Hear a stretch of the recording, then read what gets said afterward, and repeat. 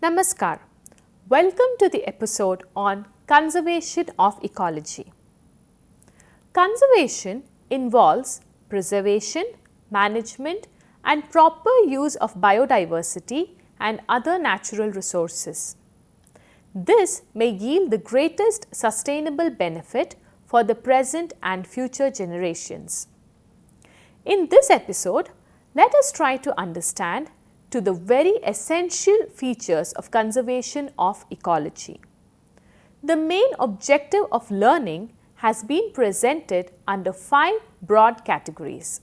They are as follows. First, conservation, its definition and background. Second, conservation of biodiversity and natural resources. Third, conservation strategies. Fourth, global code of ethics for tourism. And fifth, tourism codes and conduct. Firstly, coming to the introduction. India in ancient and medieval times provided a system of moral guidelines towards environmental preservation and conservation. Environmental ethics, as proposed by ancient scriptures and seers, continued to exist in society. The same was not only practiced by common man, but even by rulers and kings. These principles were properly knitted with Indian way of life. But under the changing scenario, it is essential for everybody to know the importance of conservation of ecology. Defining conservation. Conservation depends on the continued health and productivity of local ecosystems.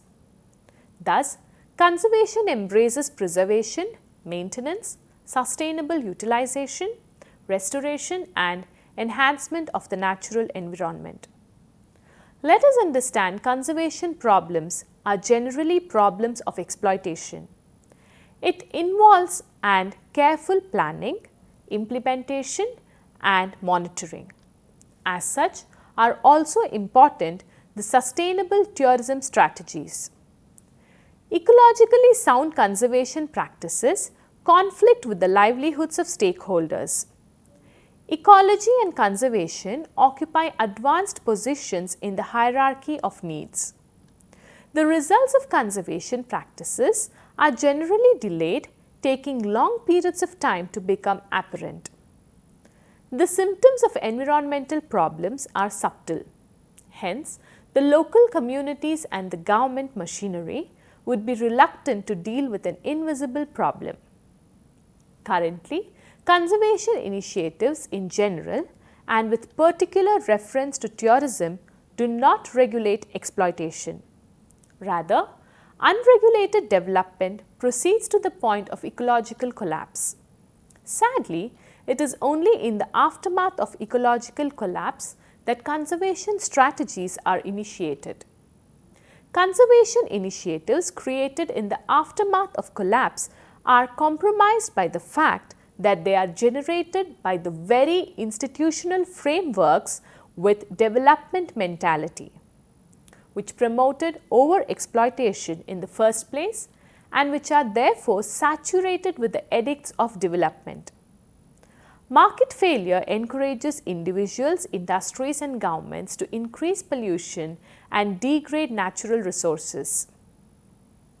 Vested interests mine the natural capital, exploit the local, regional, national and global commons and pollute without internalizing the cost of environmental degradation.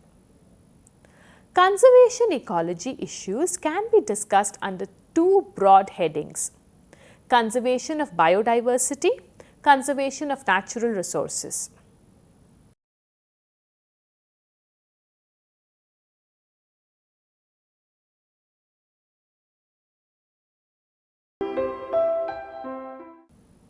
Coming to conservation of biodiversity. Despite mounting efforts over the past 20 years, the loss of the world's biological diversity, mainly from habitat destruction, overharvesting, pollution and the inappropriate introduction of foreign plants and animals has continued. Biological resources constitute a capital asset with great potential for yielding sustainable benefits. Urgent action is needed to conserve and maintain genes, species and ecosystems with a view to the sustainable management and use of biological resources. Effective national action and international cooperation is required for this purpose. The participation and support of local communities are essential to the success of such an approach. Coming to conservation of natural resources. Conservation of natural resources is an essential component for any sustainable tourism strategy. A recently emerging approach is the Integrated Natural Resource Management (INRM). This is a process of incorporating the multiple aspects of natural resource use into a system of sustainable management to meet production goals of producers and direct users, for example, food security, profitability, risk aversion, as well as goals of the wider community, for example, poverty alleviation, welfare of future generations, environmental conservation. The biophysical factors would include vegetation distribution, abundance and diversity, resilience and pest pressure, slope, climate, nutrient cycling, energy flow, soil erosion rates and soil moisture storage. The socio-political factors would embrace structure of the governance system, social customs, land tenure, social amenities, demography, conflicts and gender.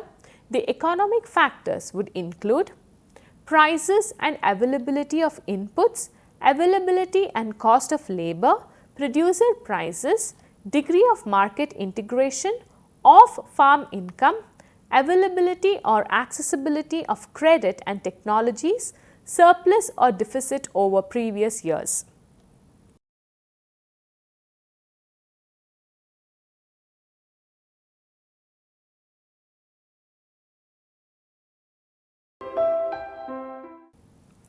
Conservation strategies.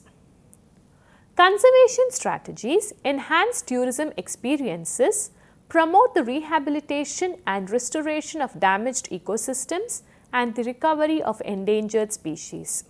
Also, it analyzes the potentials and constraints for augmentation, substitution and conservation of natural resources for long-term sustainable development.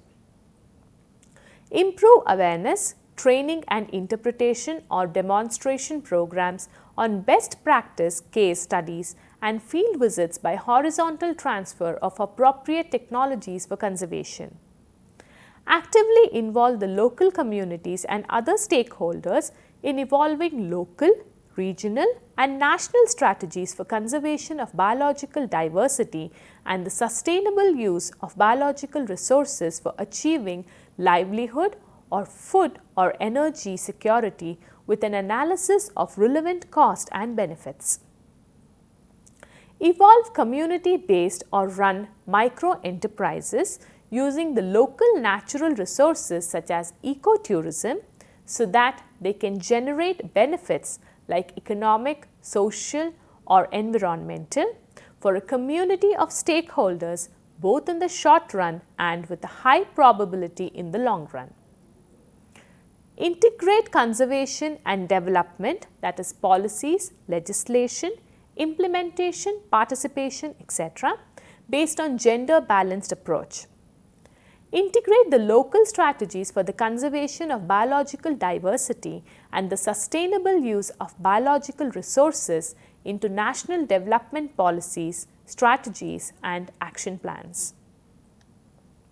Take appropriate measures for the fair and equitable sharing of benefits derived from research and development and use of biological and genetic resources including biotechnology between the sources of those resources and those who use them. Recognize and foster the traditional methods and the knowledge of indigenous people and communities relevant to the conservation of biological diversity and the sustainable use of biological resources. Evolve appropriate packages of incentives, for example, subsidies, compensations, tax holidays, etc., and disincentives, for example, fines, taxes, etc., for encouraging all participants to adapt conservation strategies.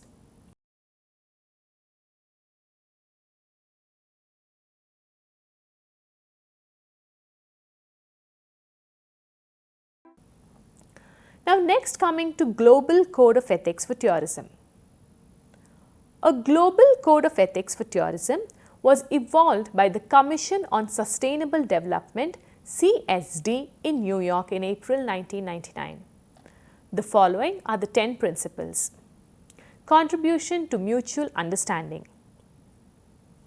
The understanding and promotion of the ethical values common to humanity with an attitude of tolerance and respect for the diversity of religious, philosophical and moral beliefs are both the foundation and the consequence of responsible tourism. They must pay particular attention to the safety of foreign tourists, should facilitate the introduction of specific means of information, prevention, security, insurance and assistance consistent with their needs. Tourists and visitors should not commit any criminal act and abstain from any offensive or injurious act. They have the responsibility to acquaint themselves with the characteristics of the countries of visit. They must be aware of the health and security risks inherent in any travel outside their usual environment and behave in such a way as to minimize those risks. A vehicle for individual and collective fulfillment. Tourism, the activity most frequently associated with rest and relaxation, sport and access to culture, should be planned and practiced as a privileged means of individual and collective fulfillment. It is an irreplaceable factor of self-education, mutual tolerance, and for learning about the legitimate differences between people and cultures and their diversity. Tourism activities should respect the equality of men and women. They should promote human rights. The exploitation of human beings in any form, particularly sexual, especially when applied to children, conflicts with the fundamental aims of tourism and is the negation of tourism. Travel for purposes of religion, health, education and cultural or linguistic exchanges are particularly beneficial forms of tourism which deserve encouragement. The introduction into curricula of education about the value of tourist exchanges, their economic, social and cultural benefits and also their risks should be encouraged. A factor of sustainable development. All the stakeholders in tourism development should safeguard the natural environment. Tourism infrastructure should be designed and tourism activities programmed in such a way as to protect the natural heritage composed of ecosystems and biodiversity and to preserve endangered species of wildlife, the stakeholders in tourism development. Especially professionals should agree to the imposition of limitations or constraints on their activities when they are exercised in particularly sensitive areas. Desert, polar or high mountain regions, coastal areas, tropical forests or wetlands propitious to the creation of nature reserves or protected areas. Nature tourism and ecotourism are recognized for enhancing the standing of tourism. Cultural heritage of mankind. Tourism policies and activities should be conducted with respect to the artistic, archaeological and cultural heritage. It should be protected and passed on to future generations. Encouragement should be given to public access to privately owned cultural property and monuments with respect for the rights of their owners as well as to religious buildings without prejudice to normal needs of worship. Financial resources derived from visits to cultural sites and monuments should be used for the upkeep, safeguard, development and embellishment of this heritage. Tourism activity should be planned in such a way as to allow traditional cultural products, crafts and folklore to survive and flourish rather than causing them to degenerate and become standardized. A beneficial activity for host countries and communities.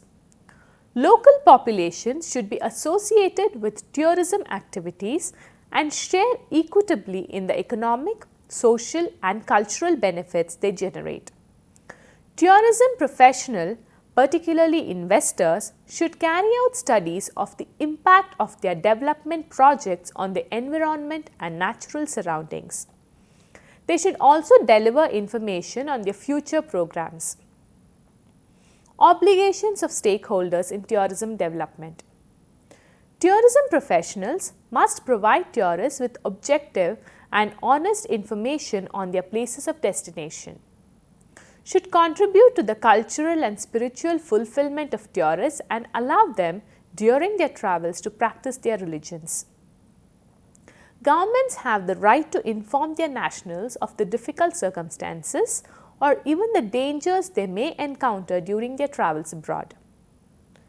The specialized travel press and the other media should issue honest and balanced information on events and situations that could influence the flow of tourists.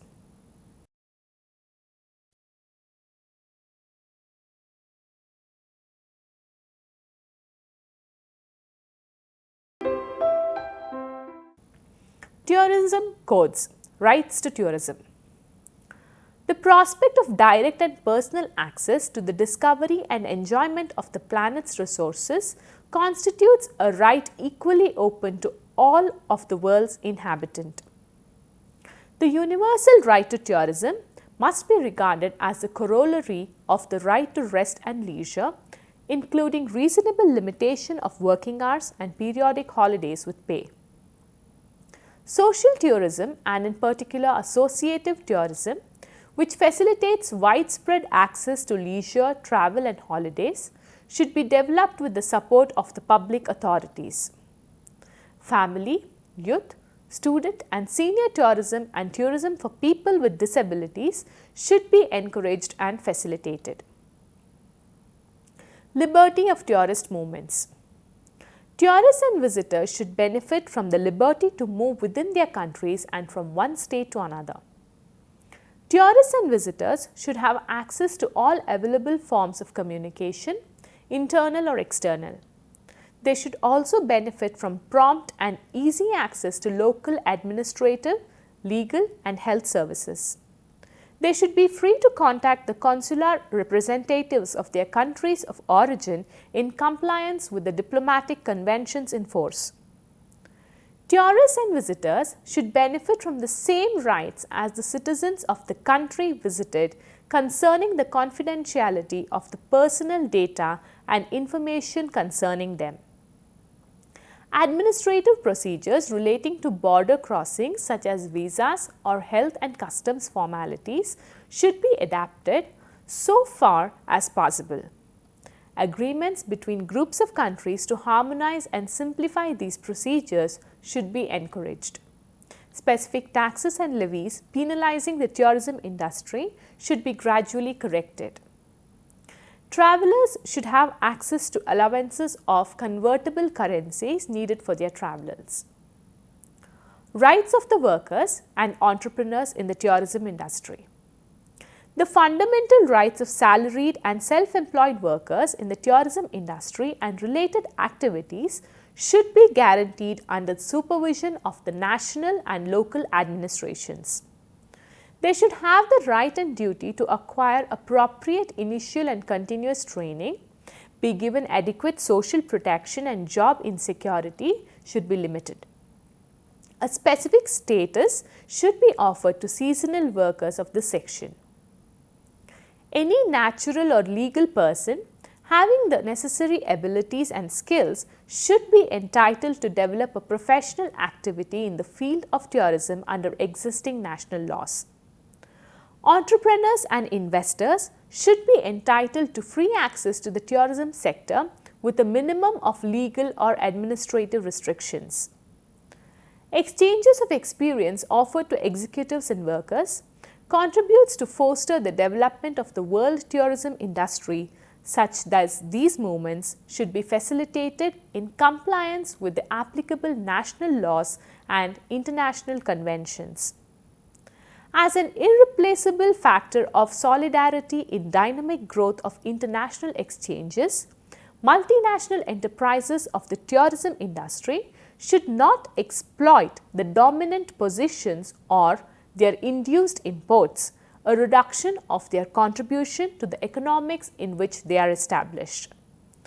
Partnership and the establishment of balanced relations between enterprises of generating and receiving countries contribute to the sustainable development of tourism and an equitable distribution of the benefits of its growth.